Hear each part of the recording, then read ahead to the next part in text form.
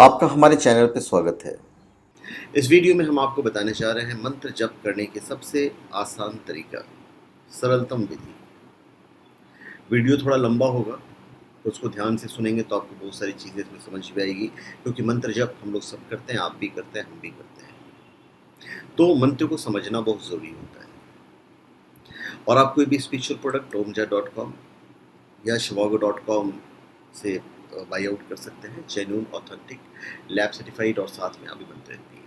तो चलिए मंत्र जप की हम बात करते हैं। देखिए, मंत्र जाप से मन को एकाग्र करना सरल और श्रेष्ठ विधि है, इसमें कोई दो राय नहीं है।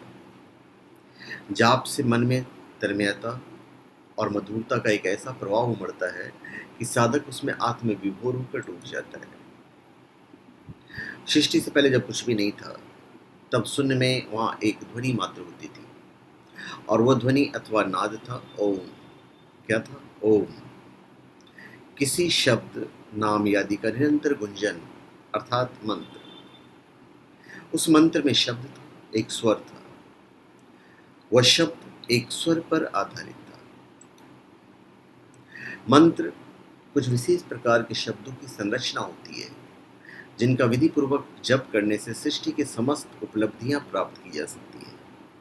तो मंत्रों को इस तरह बनाया जाता है जिससे कि अंदर और बाहर की शक्तियों को प्रकट करने का साधन बन जाते हैं।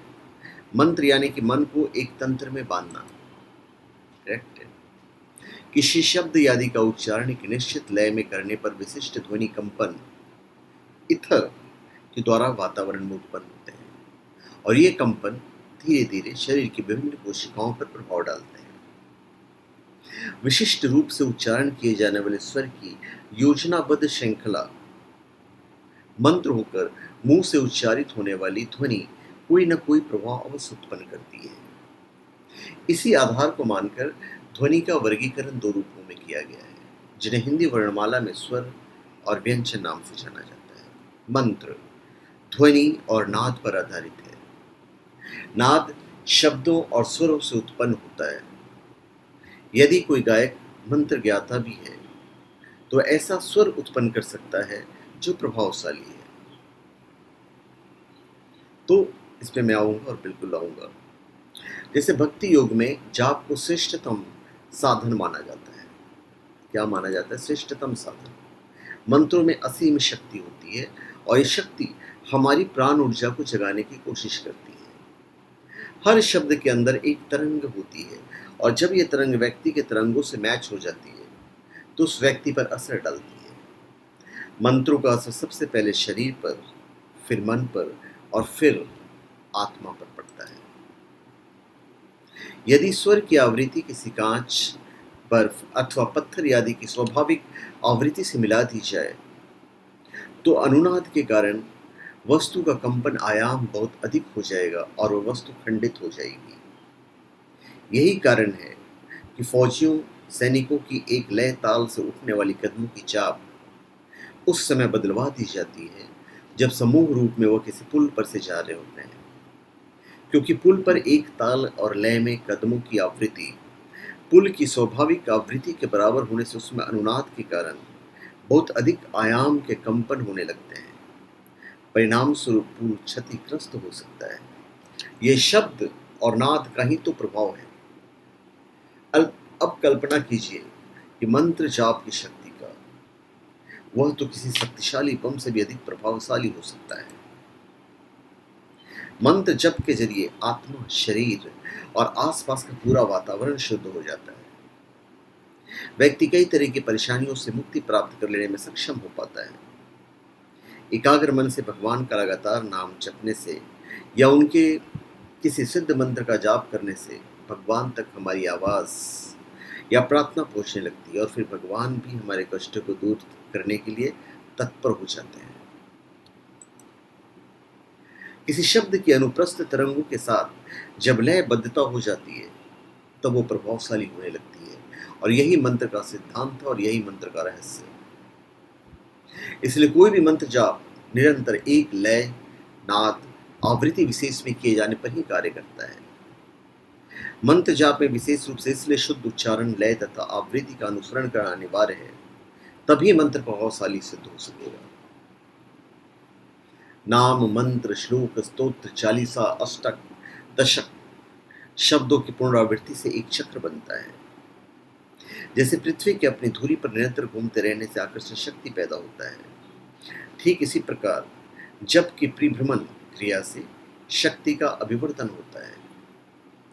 पदार्थ तंत्र में पदार्थ को जप से शक्ति और विद्युत में परिवर्तित किया जाता है।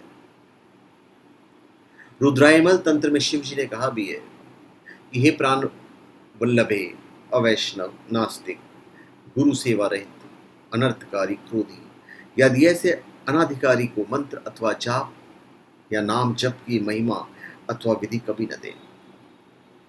कुमार्गगामी अपने पुत्र तक कोई विद्या न दे। तन, मन और धन से गुरु शुश्रूषा करने वाले को यह विधि दें, मतलब मंत्र की जो विधि है सही व्यक्ति तक ही पहुंचना चाहिए। मंत्र गूढ़ अर्थों का स्वरूप होते हैं। संतों और ऋषि मुनियों ने शक्ति का अनुभव करते हुए अलग अलग मंत्रों की रचना की है। जैसे विश्वामित्र जी ने गायत्री मंत्र की रचना की, मार्कंडेय ऋषि ने महामृत्युंजय मंत्र को सिद्ध किया, उसी तरह गोस्वामी तुलसीदास जी ने रामचरितमानस और हनुमान चालीसा आदि की रचना की। तो अलग अलग स्थानों पर नियमों के साथ की गई मंत्र साधना बहुत अच्छे परिणाम देती है। सच्चे मन से की गई भगवान की पूजा, हवन, यज्ञ और मंत्र साधना में इतनी शक्ति होती है कि इनके रोजाना अभ्यास से व्यक्ति अपने अंदर की सभी शक्तियों को जगा सकता है। इतना पावर होता है इसमें। किसी भी देवी देवता का सतत नाम जप यदि लयबद्धता से किया जाए तो अपने में स्वयं ही एक सिद्ध मंत्र बन जाता है। जप की शास्त्रोक्त विधि तो बहुत ही क्लिष्ट है। किसी नाम अथवा मंत्र से इच्छित फल की प्राप्ति के लिए उसमें पुरुषरण करने का विधान है। पुरुषरण क्रिया युक्त मंत्र शीघ्र फल प्रदान करता है। खैर इतना डिटेल में तो मैं आपको नहीं बताऊंगा, कि फिर भी एक सरल विद्या को समझ ही जाना चाहिए। अपने अपने बुद्धि विवेक अथवा संत और गुरु कृपा से आराध्य देव का मंत्र, नाम, स्तोत्रादि चुनकर आप भी उसे सतत जप करके जीवन को सार्थक बना सकते हैं। लंबी प्रक्रिया में नहीं जाना चाहें तो अपने आराध्य देव के शत, कोटि अथवा लक्ष्य नाम जप की आपके प्रभावशाली मंत्र सिद्ध हो सकते हैं। सिंपल रहता है, क्योंकि इसकी जो शक्ति है मंत्रों की वो कमाल की है। पूरा वातावरण बदल सकता है। जिस स्थान पर रोज पवित्र मन से मंत्र जाप का साधना होती है वहां के आसपास एक सुरक्षा कवच सा बन जाता है। उस स्थान के पास बुरी या नकारात्मक शक्तियां नहीं फटक सकती। आपने भी सुना होगा कि पहले के समय में जंगल के हिंसक जानवर भी सिद्ध ऋषि मुनियों के आश्रम के आसपास आकर हिंसा छोड़ देते थे। शबरी के गुरु मतंग ऋषि के आश्रम में तो शेर और हिरण साथ मिलकर पानी पीते थे। गुरु वशिष्ठ के आश्रम के जानवर पक्षी भी मंत्रों का जाप किया करते थे, और ये सब सालों तक पवित्र से किए गए मंत्र जप, साधना, तपस्या और अच्छे कर्मों का ही परिणाम होता था। तो हर चीज का एक प्रयोजन होता है। जब आप सर्व कार्य सिद्धि करते हैं तो फिर पीपल के नीचे, अगस्त के नीचे किया जाता है। लक्ष्मी कृपा जब प्राप्त करनी होती है तो बेल वृक्ष के नीचे कीजिए। तो ये सब है, बड़ा ही डिटेल्ड वाली बातचीत है जो डिटेल में इस वीडियो में नहीं बताऊंगा। तो कहने का तात्पर्य ये है कि बहुत सारे ऐसे स्थान होते हैं जहाँ पे आप जब मंत्र जाप करते हैं तो उसका फल अलग होता है। तो किन स्थानों पर मंत्र जाप करने से कितना फल मिलता है, इसका वीडियो मैं आपको नेक्स्ट वीडियो में देता हूँ।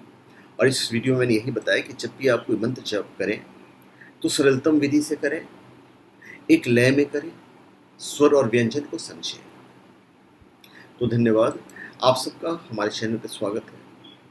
आप हमारे चैनल पर सब्सक्राइब करें और अपने कमेंट दीजिए। धन्यवाद।